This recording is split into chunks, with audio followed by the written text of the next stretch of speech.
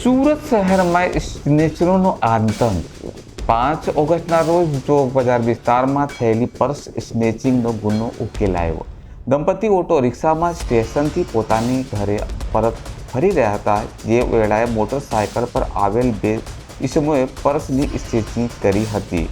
જે પર્સમાં 250 દિહાર્મ, mobile, passport સહિત રોકડ રકમ સામેલ હતી। ગુનાને ઉકેલ કાઢવા ચોક બજાર પોલીસે તપાસ હાથ ધરી હતી। તપાસમાં આરોપીઓ વગર નંબર પ્લેટની મોટરસાયકલ લઈ આવ્યા હતા। જે આરોપીઓને પકડવા પોલીસને ખૂબ જ મુશ્કેલી પડી હતી। જે હ્યુમન સોર્સના આધારે બે સ્નેચરોને ભેસ્તાન આવાસથી પોલીસે ઝડપી પાડ્યા। અશફાક ઉર્ફે માયા ઉર્ફે કાલિયા યુસુફ શેખ અને મોહિન ઉર્ફે મોઇન ખાન ઉર્ફે પેડા ઉર્ફે બોબડા પઠાણની ધરપકડ કરવામાં આવી। 5/8/2025ના રોજ ચોક બજાર પોલીસ સ્ટેશન વિસ્તારમાં એક સ્નેચિંગનો ગુનો નોંધાયેલો હતો। જેની વિગત એવી હતી કે એક કપલ સવારે રેલવે સ્ટેશનથી સવારે 4 વાગ્યાની આસપાસ ઓટો રિક્ષામાં બેસીને પોતાના ઘર તરફ જતું હતું। એ દરમિયાન ટુ વ્હીલર ઉપર બે ઈસમો આવીને તેમની રિક્ષાની અંદર જે પર્સ પડેલું હતું એને ખેંચીને એ લોકો સ્નેચ કરીને ભાગી ગયેલા હતા।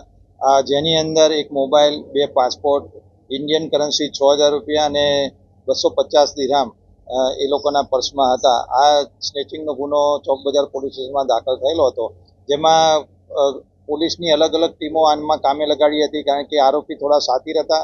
તેઓએ બાઇકનો જે ઉપયોગ કર્યો હતો તેની નંબર પ્લેટને ટેમ્પર કરેલી હતી અને પોતે સાવચેતી રાખી હતી કે જેથી તેઓ સીસીટીવીમાં ના પકડાય। પરંતુ વિવિધ ટીમો સળંગ 8 થી 10 દિવસ જેટલી મહેનત કરી અને આજે આરોપીઓને પોલીસે ધરપકડ કરેલી છે। જેમાં 2 આરોપીની પોલીસે અટકાયતી કરી છે, જેમાં અશફાક યુસુફ શેખ ઉર્ફે કાલિયો અને મોહિન સરવન ખાન પઠાણ, આ બંને ભેસ્તાન આવાસના આરોપીઓ છે। જેની અંદર અશફાક જે છે તેની વિરુદ્ધની અંદર અત્યાર સુધીમાં 14 જેટલા સ્નેચિંગના ગુનાઓ દાખલ થયેલા છે અને એની પર 3 વખત પાસા થઈ ચૂકેલી છે। અને મોહિન સરવન ખાન પઠાણ ઉર્ફે પેડો ઉર્ફે બોબડો, જેની વિરુદ્ધમાં 6 જેટલા સ્નેચિંગના ગુનાઓ થઈ ચૂકેલા છે અને 2 વખત પાસા થયેલી છે। તો આ રીતે પોલીસે આ આરોપીઓની ધરપકડ કરી અને મોબાઈલ, પાસપોર્ટ, દિરહામ આ બધી વસ્તુ પોલીસે રિકવર કરેલી છે।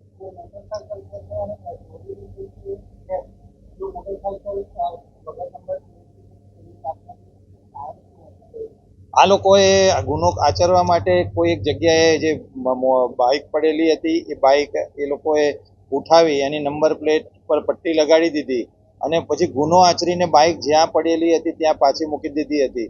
એટલે આ વિગત અમારા ધ્યાનમાં આવી છે। એ દિશામાં પોલીસ ઊંડાણપૂર્વક તપાસ કરી રહેલી છે અને આરોપીના પોલીસ કસ્ટડી રિમાન્ડ મેળવવામાં આવેલા છે। આરોપીઓ દ્વારા બીજા કેટલા ગુના આચરવામાં આવેલા છે તેની ઊંડાણપૂર્વક તપાસ હાલમાં ચાલી રહી છે।